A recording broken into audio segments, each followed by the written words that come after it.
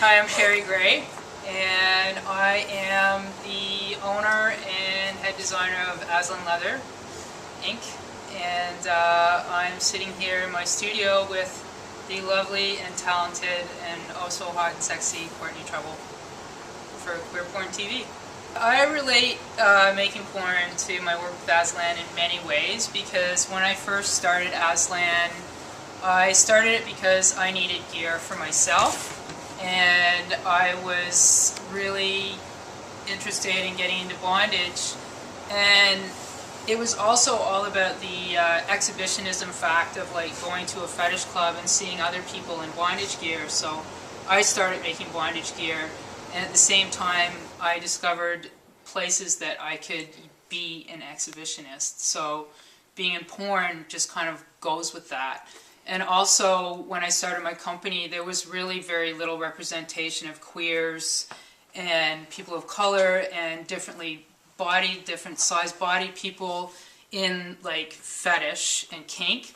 So as a photographer, I used my company to create representations of queer people and people of different sizes, people of color and kink, through my zines, and then later on when the internet came along, through my website. So it's been part of my life for a really long time, and it just keeps getting better and better. So you are by far one of the first like queer porn makers. Really? I kind of think so. That's pretty neat, yeah, because I was in On Our Backs, like, well, they were doing queer porn too, but I was in On Our Backs in a really, really early issue photographed by Annie Sprinkle. That's so interesting. Yeah. A long, long time ago. This is the kind of stuff we want to hear. I love it when people are watching me. I love it.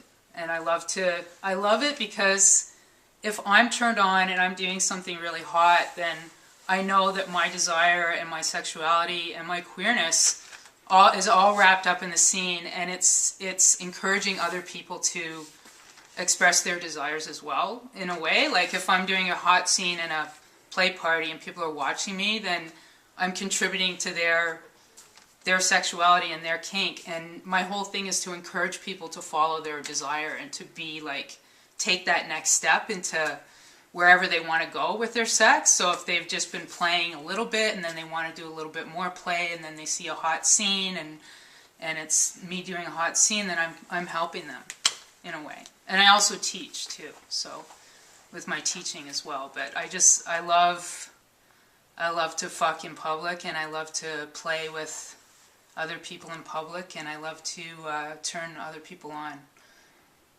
Well, growing up, I was into being a boy and be a tomboy when I'm young, and then get mistaken for a boy when I was young all the time.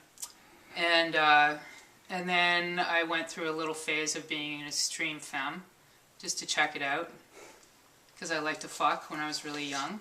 And then I started really falling into a butch identity because I'm a little bit older, and in the 70s it was kind of like, in the 80s it was kind of not really okay to be masculine, a masculine identified woman at all.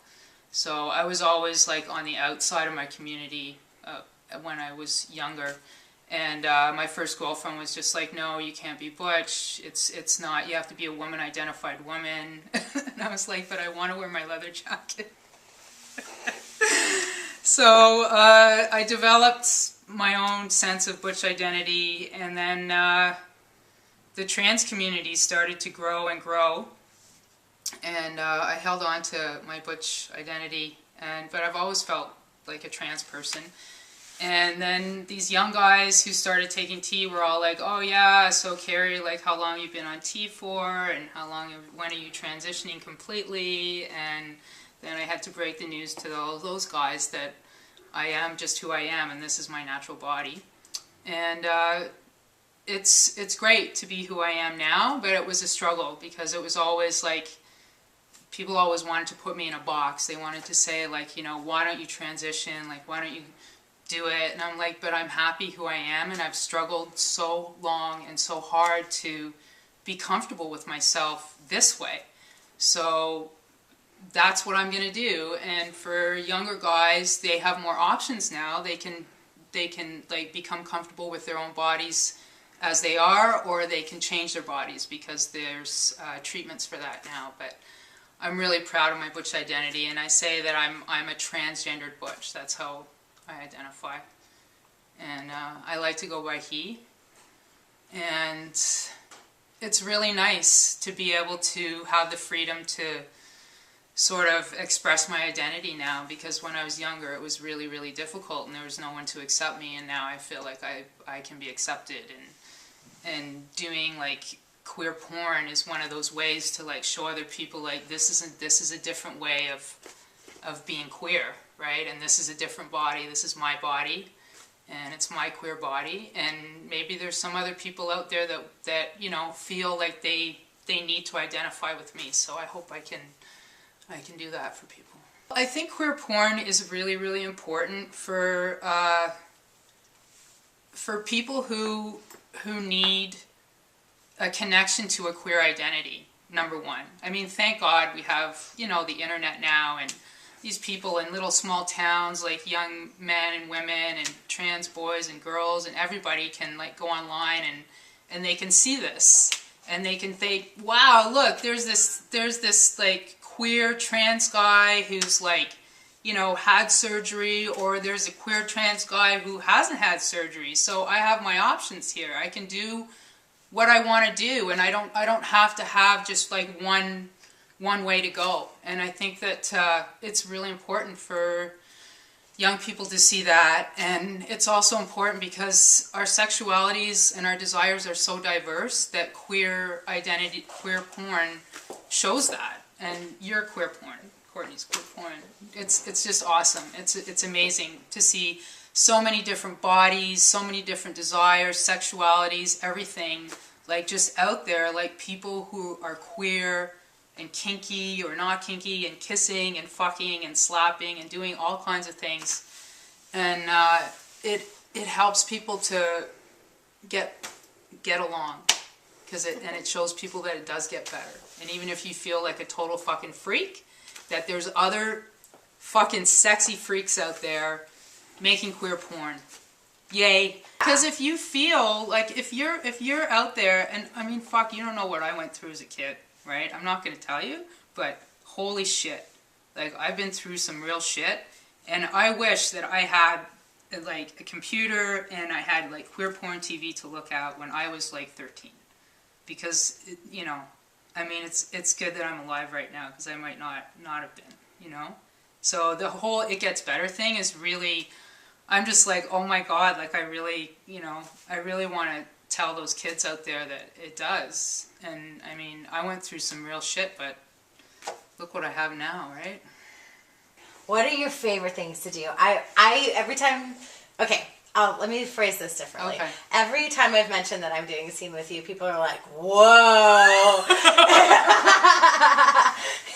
Like, that's the real shit right there. Yeah, you're the real shit now. So, like, do you, would you say you're really rough, or would you say, like, you're, like, just one of the best chops in the world, or, like, what is it that... I love to fuck. And it's like I was saying, like, the whole, like, being in public is, the more turned on I am, the harder I play.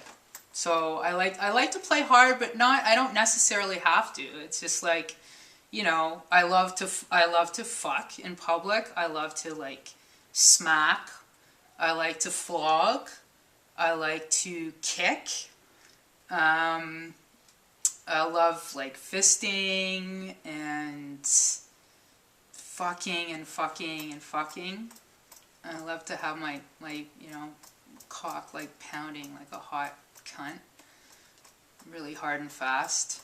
And I like to hold on and really, like, sort of, like, impose my aggression on my play partners. That's what I like.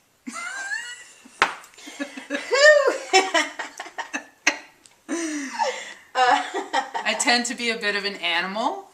And well, so last question, highlighted. It exists. What is your sexual spirit animal? Oh, my sexual spirit animal? It would have to be a lion. I mean, I have to say that. Just because it's Aslan, it's me, it's like, it's strong, it's aggressive, but it's a female lion because they're the ones that do all the hunting. The guys just hang around and roar. They're kind of lazy, right? So I'm a female-bodied, like, lion.